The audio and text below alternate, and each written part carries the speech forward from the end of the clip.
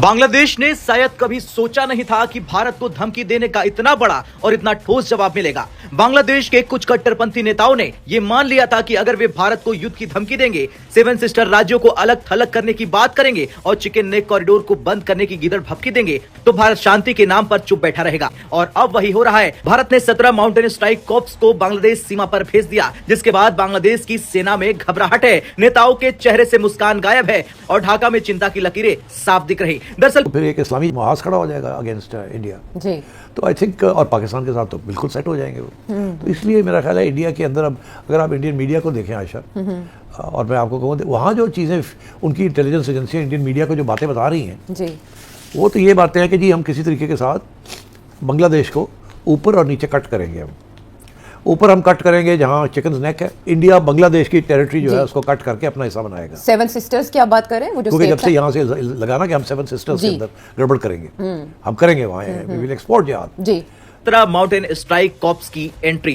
दरअसल ये कोई सामान्य सैन्य यूनिट नहीं है। 17 माउंटेन स्ट्राइक कॉर्प्स भारत की सबसे घातक और सबसे आक्रामक ऑफेंसिव माउंटेन वॉरफेयर फोर्स है। इसका मतलब साफ है कि ये डिफेंस के लिए नहीं बल्कि तेज और निर्णायक हमले के लिए बनाई गई है। इस कॉर्प्स की खासियत है high intensity operation, quick reaction क्षमता, पहाड़ी इलाकों में गहरी घुसपैठ को रोकना, रॉकेट आर्टिलरी सपोर्ट और भारी गोला बारूद के साथ तैनाती। और अब यही फोर्स बांग्लादेश की सीमा के सर्वे और ऑपरेशन तैयारी के लिए भेज दी गई है। देश पाकिस्तान और भारत की, पाकिस्तान की आईएसआई जो है वो बांग्लादेश में कामयाब रही, जो पाकिस्तान की प्लानिंग थी वो पाकिस्तान उसमें कामयाब हो गया, जबकि भारत बांग्लादेश में बड़ी नाकामी के बाद अफगानिस्तान में उनकी हिकमत अमली जो है वो कामयाब करार पाई है और पाकिस्तान की नाकामी हुई है। भारत अपना असर रसूख खो चुका है। अब वो मजहबी कार्ड खेलकर बांग्लादेश पर बैनुल-अक़वामी दबाव बढ़ाना चाहता है। भारत ने हमेशा बांग्लादेश को अपनी बैकयार्ड समझा। शेख हसीना वाजिद के 15 साला दौर में भारत को वो तमाम मराहत मिली जो किसी आजाद मुल्क के लिए सवालिया निशान थी। अगस्त 2024 में जब बांग्लादेशी अवाम ने जय हिंद दोस्तों, बांग्लादेश को अब तक बहुत लोले पोले तरीके से सुधर जाएगा, आज नहीं तो कल ठीक हो जाएगा, ऐसे ट्रीट किया जा रहा था। पर सूरत हाल बिल्कुल भी समझ में नहीं आ रही। लातों के भूत बातों से नहीं मानते, वो वाली बात हो गई, बातों से बात बन नहीं रहा। ठीक है, तो इसलिए 17 स्ट्राइक कोर भारतीय सेना की उतर चुकी है बांग्लादेश बॉर्डर पे। 17 स्ट्राइक कोर माउंटेन कोर है और माउंटेन्स में कैसे ऑपरेट करना है, कैसे डिफेंस नहीं करना, कैसे घुस के मारना है, वो वाली। मतलब भारत पूरा मूड में है कि कब्जा हो ही जाए। अब जो धमकियाँ चल रही हैं ना कि सेवन सिस्टर अलग कर देंगे, तो अब आ जाओ फिर मैदान में। और एक छोटी सी प्रोवोकेशन चाहिए भारत को, क्योंकि भारत स्टिल मैं कहूँगा कमजोरी है भारत की। कोई लोग कहते हैं ये अच्छी बात भी है, पर मैं कहता हूँ कमजोरी है कि भारत पहले कोई भी वॉर इनिशिएट नहीं करता है। तो सेवन सिस्टर कब्जा करने की बड़ी बातें चली। उस्मान हादी जो आतंकवादी माइंडसेट का बंदा मारा गया, उसने भी उसके आखिरी शब्द यही थे कि भारत के सेवन सिस्टर को कब्जा करना चाहता था। तो मैं तो चाहता हूँ इसी जोश में कुछ बांग्लादेशी हिमाकत कर दें भारत के बॉर्डर को तोड़ने की। बस इसके बाद हमारी सेना काम पे लग जाएगी और 2 जगहों से बांग्लादेश को तोड़ना है। और 17 स्ट्राइक कोर इसमें माहिर है ऑफेंस के लिए। डिफेंस के लिए तो हमारी फोर्सेस तैनात है, ऑफेंस के लिए 17 माउंटेन स्ट्राइक कोर जो है वो बांग्लादेश बॉर्डर पे लग चुकी है। यानी हमारा मोटो एकदम क्लियर है। वही दोस्तों, पाकिस्तान भी भारत के मीडिया पे क्योंकि चल रही है खबरें, तो घबरा सा गया है कि भारत तो कब्जा करने जा रहा है। नजम सेठी काफ़ी सीनियर जर्नलिस्ट है, हालांकि पाकिस्तान में कोई सही बात नहीं बोलता, बट समहाउ नजम सेठी की बातों में 5-6% सच्चाई होती है। उसने ये बात बोल दी कि भारत भी जो है बांग्लादेश को 2 जगहों से तोड़ सकता है। यार हमारे चिकन नेक को तो चाइना की भी औकात नहीं है तोड़ दे, बांग्लादेश जैसे लुल्लू पद्दू क्या करेंगे। तो फिर एक इस्लामी महाज खड़ा हो जाएगा अगेंस्ट इंडिया जी। तो आई थिंक और पाकिस्तान के साथ तो बिल्कुल सेट हो जाएंगे वो। तो इसलिए मेरा ख्याल है इंडिया के अंदर अब अगर आप इंडियन मीडिया को देखें आयशा, और मैं आपको कहूँ वहाँ जो चीज़ें उनकी इंटेलिजेंस एजेंसियाँ इंडियन मीडिया को जो बातें बता रही हैं जी, वो तो ये बातें हैं कि जी हम किसी तरीके के साथ बांग्लादेश को ऊपर और नीचे कट करेंगे। हम ऊपर हम कट करेंगे जहाँ चिकन नेक है, इंडिया बांग्लादेश की टेरिटरी जो है उसको कट करके अपना हिस्सा बनाएगा। सेवन सिस्टर्स की आप बात करें, वो जो क्योंकि जब से यहाँ से लगाना कि हम सेवन सिस्टर्स के अंदर गड़बड़ करेंगे, हम करेंगे वहाँ वी विल एक्सपोर्ट जिहाद जी। तो ये भी उस समय यहाँ लोगों ने कह दिया बांग्लादेश के अंदर। जी बिल्कुल, नेशनल सिटीजन पार्टी के लीडर हैं, उनका बयान बहुत चला इंडिया में।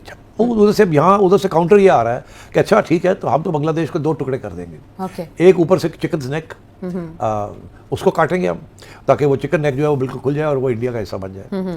दूसरा ये है कि नीचे जहाँ म्यांमार के साथ जो बॉर्डर है वहाँ भी काटेंगे ताकि ये जो रोहिंग्यास जी। है ये जहाँ जहाँ इस वक्त सेटल है उनको बुला के वहाँ सेटल किया जाए, एक ऑटोनमस रीजन बना दी जाए, not of Bangladesh but of Myanmar, okay. उनको अलग टेरिटरी दे दी जाए। तो दे आर थिंकिंग कि बांग्लादेश को ऊपर से भी कट करना है, नीचे से भी कट करना है, इनको सबक सिखाएंगे हम। ये देखिए साहब, चलिए आगे चलते हैं दोस्तों। ये फर्स्ट पोस्ट से लिया हमने।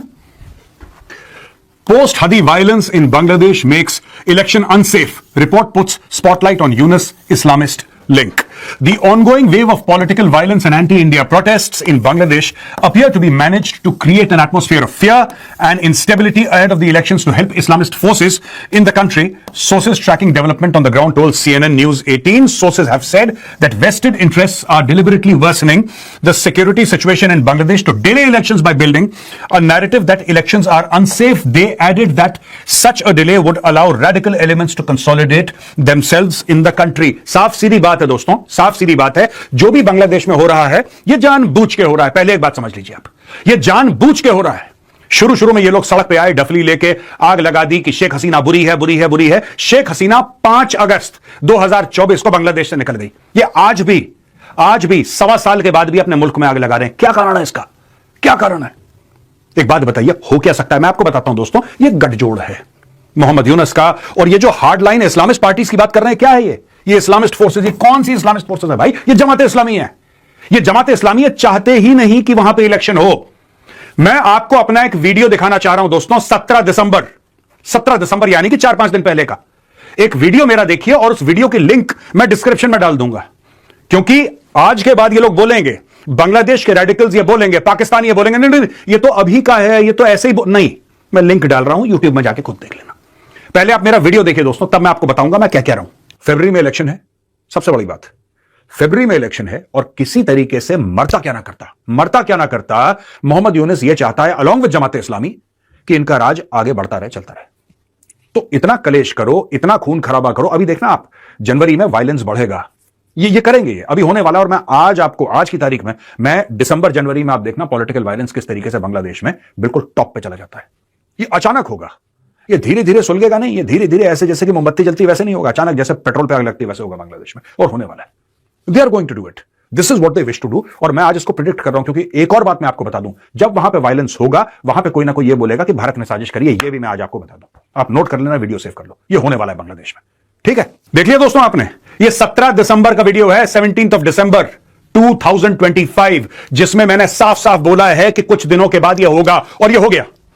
पहले इसी वीडियो में मैंने बोला जनवरी, फिर उसके बाद मैं अचानक बोलता हूं कि नहीं दिसंबर जनवरी, क्योंकि अभी टाइम है, राइट? अभी टाइम है, 12-13 दिन है न्यू ईयर की घंटी बजने में, और ये डिले नहीं करेगा क्योंकि फरवरी में चुनाव है, इसको टेंपरेचर बढ़ाना है, इसने टेंपरेचर बढ़ा दिया। ये मैंने प्रिडिक्ट करा था, सही हो गया। उसके बाद हिंदू को जलाया गया, ठीक है। उसके बाद क्या क्या हुआ ये मैं आपको बताऊंगा, तब आपको पता लगेगा कि किस तरीके से चूड़ियां कस रहा है मोहम्मद यूनुस, साथ में जमात इस्लामी। ये जानना बहुत जरूरी है आपके लिए, और भारत को क्या करना चाहिए ये भी मैं आपको बताऊंगा। ये देखिए साहब, यूनुस गवर्नमेंट कहती है no place for violence in Bangladesh, जबकि सच्ची बात यह है कि बांग्लादेश में सिर्फ और सिर्फ वायलेंस है और पॉलिटिकल इंस्टेबिलिटी है। यह है दीपू चंद्र दास, जिसको जिंदा जला दिया बांध के पेड़ में। पहले इसको मारा, जब ये बिल्कुल इसकी जान निकलने वाली थी, इसको जिंदा जला दिया। ये देखिए बांग्लादेशी, मैं आपको, ये कैरेक्टर होता है, this is the character of the people. एक इंसान जिंदा जल रहा है, ये देखिए साहब, मोबाइल फोन्स, ये सब वीडियो बना रहे हैं साहब, ये सब वीडियो बना रहे हैं। Everybody is interested in making videos. This is the reality of Bangladesh. ये सब वीडियो बना रहे हैं, एक आदमी, एक इंसान जिंदा जल रहा है, ये सब वीडियो बना रहे हैं। This is the kind of country that we are dealing. ये हमारे पड़ोसी हैं भाई, और इनको हम लोगों ने देश बना के दिया था।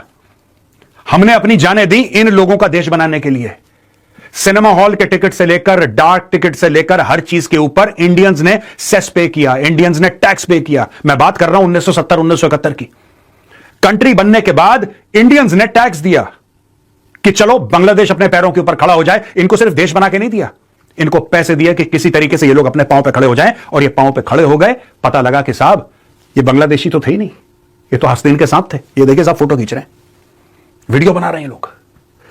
Amid anti-India protests in Bangladesh, a young Hindu man was killed in a mob lynching, Bahuluka Upzila of Mymensingh district over allegations of insulting Islam. Angry protesters then set the body of Deepu Chandra Das, 30, on fire, according to Bangladeshi media reports. The victim, Deepu Chandra Das, was a young garment factory worker living as a tenant in the Dubalia Pada area of Bahuluka Upzila. According to police, a group of local residents accused him of making derogatory remarks about the Prophet Muhammad and attacked him around 9 PM on Thursday. एक बात बताओ, कोई पागल का बच्चा है कि Muslim country, majority Muslim country में जाके प्रॉफिट मोहम्मद के खिलाफ कोई उल्टी सीधी बातें बोलेगा? आपको क्या लगता है?